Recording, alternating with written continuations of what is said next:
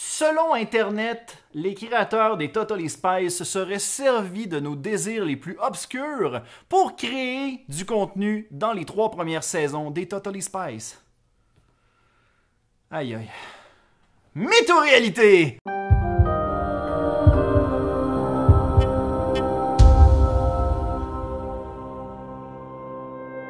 Avant de commencer le topo, je tiens à vous aviser que le contenu d'aujourd'hui est peut-être pas tout public. Je veux juste pas qu'un parent amène son enfant devant la vidéo en disant « Hey, regarde, Luduc a fait une vidéo, c'est Totally Spies. Toi, t'aimes ça, les vidéos des Totally Spies? Je vais t'asseoir à côté pour écouter le vidéo. » Parce qu'aujourd'hui, on entre dans le territoire obscur du web.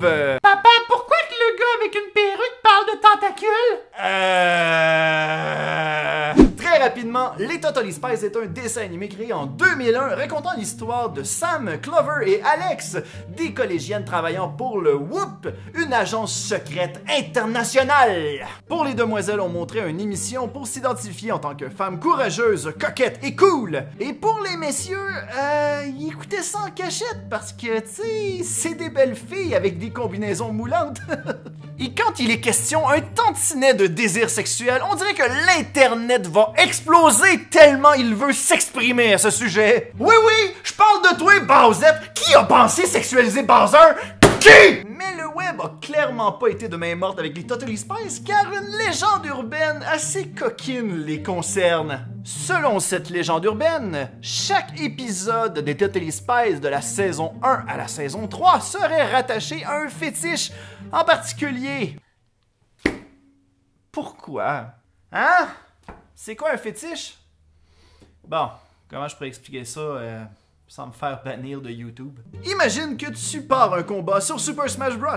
Et que tu décides de rajouter un petit extra pour améliorer l'expérience de ton combat. Genre tous les personnages sont géants, toujours invisibles, se déplacent super vite, mais ne possèdent que le bâton de baseball pour attaquer. Ben dites-vous que le combat, c'est comme votre désir sexuel, et les options spéciales, ce sont les petits fétiches que tu rajoutes pour ajouter un peu de wouhou à ton expérience. Une liste est même fournie afin d'énumérer les différentes variations de chaque épisode. On a les fameux classiques comme le costume en lapin, les maillots de bain, les jupettes.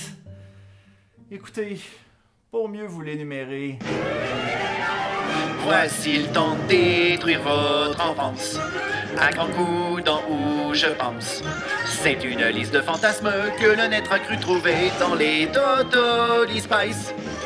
Il y a l'amnésie, le bandage imité un bébé, la déshydratation, tuer ou se faire apetisser, être couvert de gomme, les vêtements déchirés, les tatous vieillir couverts de boue avec le sexe opposé, dans les Totally Spies, attaqués par des tentacules, changer de personnalité, avoir des pinces de crabe, dans les Totally Spies.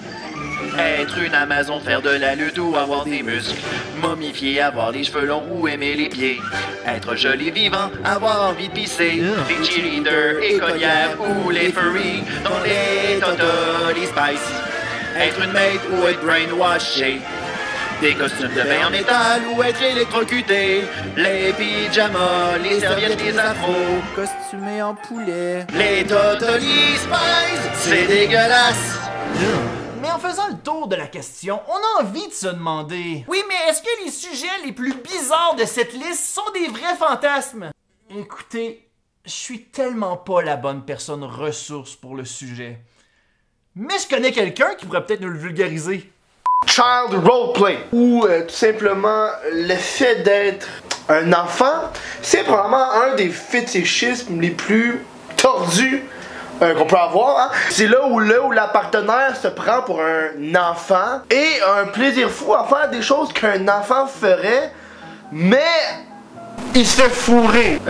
La jeune fille va porter des lulus, mettre des petits points comme un bébé, avoir une sucette dessinée, puis elle va demander de se faire enculer. Bandage, mieux connu sous BDSM, c'est tout simplement des gens qui aiment se faire mettre de la corde autour des poignets, se faire légèrement tu sais quand ça serrer tête là, puis ils ont de la misère à sortir, ils sont restreints sexuellement, Puis là, ils sont en train de dessiner dans le salon, puis ils se font enculer. La règle 63. La règle 63 d'Internet, c'est la possibilité qu'il y ait un changement de genre. Moi, je suis WTF en tant que, là, en ce moment, je suis un homme. Et là, il y a une règle 63 qui est une personne qui va fantasmer sur le fait d'être moi en femme, qui est dans le salon, qui décide et qui se fait enculer. Tu sais, par exemple, on prend Luduc, par exemple. Je le règle 63 hardcore là. Hey, imagine-la en cosplay. Foot! Fétichiste des pieds. J'ai-tu besoin de te le dire? Check ça, je vais te le montrer, gars. Imagine ça là. Check ça dans la caméra, tout le kit là. Part dog, qui est que tu fais à croire que tu es un chien. Va sur YouTube, écris Puppy Play, ça te donne un indice à 100% c'est quoi là. Ils font semblant d'être des chiennes. Ils vont te licher un peu partout. Dernière affaire que tu veux, c'est que t'es dans ton salon en train de dessiner, pis que tu te fais zigner par un chien là. Il y en a plein d'autres fétichistes là, il y a plein d'affaires sur les habits, il y en a en tabarnak. C'est un fétiche en ce moment sur moi, peu importe le fétiche que t'as, je suis d'accord. Donc, selon cette spéculation, nos chers espionnes auraient été dirigés par des petits fripons à l'esprit mal tourné. Doit-on réellement croire ça? Si on regarde la fameuse liste reliée à cette légende, on remarque que, ben non, c'est pas tous les épisodes qui sont reliés à un fantasme. Ah! Même que selon eux, cet épisode ne comporte aucun fantasme. Donc, sur 65 épisodes, il y a quand même 10% qui ne sont pas pris en compte dans ces spéculations. Cette liste est aussi tirée par les cheveux à de nombreux endroits. Oh regarde! Ce personnage a mentionné qu'il a envie d'aller aux toilettes. C'est sûrement une référence au monde qui aime ça se faire pisser dessus! Bon, est-ce que ça fait que cette théorie est fondée? Mais bien sûr que non! Car parfois, le cerveau humain peut être entraîné par un désir qui peut sortir de nulle part. On y voit des messages sexuels, alors que finalement, ben y en a jamais eu. Le meilleur exemple pour montrer la sexualisation d'une émission jeunesse passe partout. Est-ce qu'on peut mettre ça dans notre douche? Oh! C'est le genre d'émission éducative qui a passé dans le tordeur des pervers. Tant qu'à faire, faisons le même exercice avec une autre émission. Par exemple... Oh, trop baisé fort, excusez. As-tu quelque chose à dire?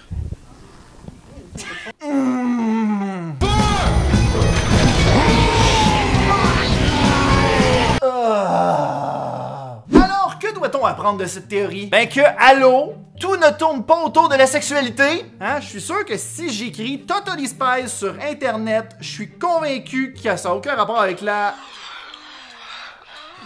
Ok, laissez tomber, je pense qu'il reste quand même la règle 34 sur Internet. Mais non! Les épisodes de la saison 1 à 3 des Totally Spies ne sont pas reliés à des fantasmes. Le mythe est donc faux! Et c'est d'ailleurs la dernière fois que vous allez m'entendre parler de sexualité à l'émission! Hey Luduc, c'est vrai qu'on peut voir Lara Croft tout nu avec un code? Hey, merci à tous d'avoir écouté un autre épisode de Météo-Réalité! Encore une fois, merci beaucoup aux gens de On Test qui ont prêté le studio. C'est doux. Ah, d'ailleurs, j'aimerais vous poser une petite question dans les commentaires. Premièrement, êtes-vous d'accord avec mon analyse du mythe? Et deuxièmement, est-ce que vous êtes team Sam, Clover ou Alex? Moi, je veux voir tous vos commentaires dans les commentaires. À la prochaine. Commentaires, ben commentaires. My God.